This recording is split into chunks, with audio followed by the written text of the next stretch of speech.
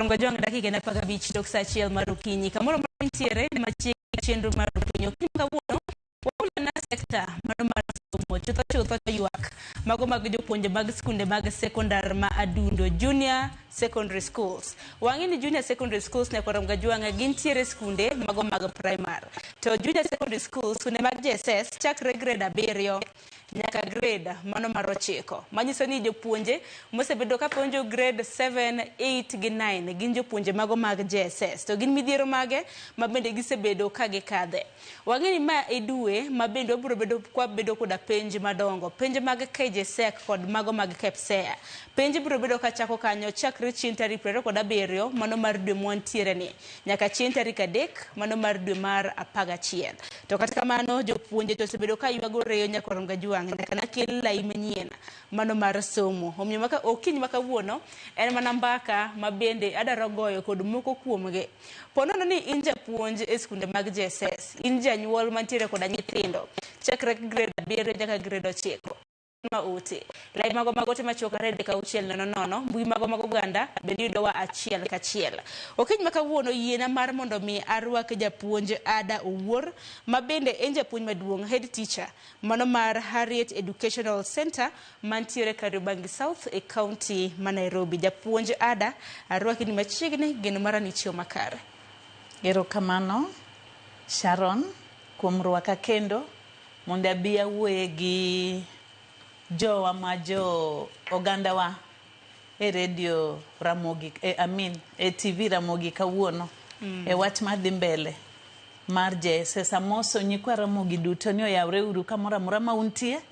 Wan kae kawuono mondo wakonyore paro na wacho ni gini en learning to learn pod wadhi mbele gi some seche duto te kaka dwarore to sasa magi moro timre kata tulu moro muoch kaka mumuochni ber ka waromo kendo wapimo paro kamoro achiel mondo waneno wakonyre nadi kaka jopuonj kaachiel gi nyithindo gi jonyuol. Ahinya okang' mokwongo ma koro jo grade 9 biro bedo ka timo penj ma bende timo gi negi transition madhi e grade mano mar 10. Kopogore gi japuonj Ada nya Korom Gajwanga bende nitiere gi japuonj Winnie Mboya japuonj e skul primary mano ma Arena mantiere county mano ma Kisumu. Mwalimu Mboya kinyalo mna winja mosi ni oyawre Kisumu chionade. Oyawre ahinya Sharon. Kisumu aneno ka ochiew maber kendo aneno ka luora ber, naneno ka koth ogoyowa, wachiew maber, aneno ka piny ng'ich maber. Kamano. Erokamano ahinya. Aparo ni achako kodi mwalimu Winnie Mboya kintiere kaunti ma Kisumu kaka japuonj mano mar JSS. Samoro nyiswa kaka curriculum osebedo higani nikech doneno ka penj koro ibiro bedo ka itimo mano e giko mar dwe mar 10 mwantiere ni. Osebedo ka dhi nade? Hik osechalo nade? Erokamano ahinya Sharon. Wagoyo erokamano ni somo mar junior school ne ochakore kendo sani koro ogik kata CBE ne ochakore kendo sani koro gike e higane mar 9 kama wadhi mbele gi iko jopuonjre monego bed ni timo penj e giko mar higani koromo tarik 27 mar dwe mar 10 e dwe ma wantiere ni ka gibro dhi mbele gi penj gi kamano kendo ka gitimo nyaka dwe mar 11. Puonjo nyithindo gi anyalo wacho ni osebedo gi mos ahinya osebedo gi challenges nikech wayudo ka logruoge obedo ok dichiel kende ka gichako e grade mar 7 ka gidonjo to ne nitiere learning areas mane gidonjo godo. Mos iyudo ni learning areas gieki oduogo lokore matin ka jopuonj bende adjust e gima Ministry of Education kanyakla gi jogo eko mochung' ne lai mar somo ma tayo curriculum mar skunde gieki. Koro kaka gik moko ne bedo lokore nikech wang'eyo ni ne en gima nyien ma obiro ka ji mang'eny ne samoro ne ok oikore ne.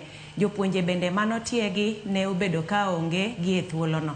Omiyo lokruok osebedo e somb nyithindo gi nyaka ne gidonji e grade mar 7 to sani aneno ka jopuonj osemako yamo maber kendo itimo ikruok maka ochopo giko mar higani to nyithindo gieki dhi timo assessment gi mokwongo madhi rwako gi e senior secondary schools. Sani gima jopuonj laure godo ahinya en ni mondo gine ni gitieko syllabus mar nyithindo gi eki, nikech ber ka japuonj chwalo nyathi e od penj kata mondo tim assessment ka syllabus japuonjre osetieko. Omiyo mano e gima dhi mbele gi e thuolo ni. Sharon. Erokamano ahinya mwalimu Winnie Mboya. Japuonj akia ni higa osebedo nade nikech wantiere tam mano mar adek. Taparo ni tam mar adek di bende en tam miwacho ni pek ni jopuonje kanyakla kod jopuonjre. Tam osebedo nade ahinya e kinde ma bende untiere JSS?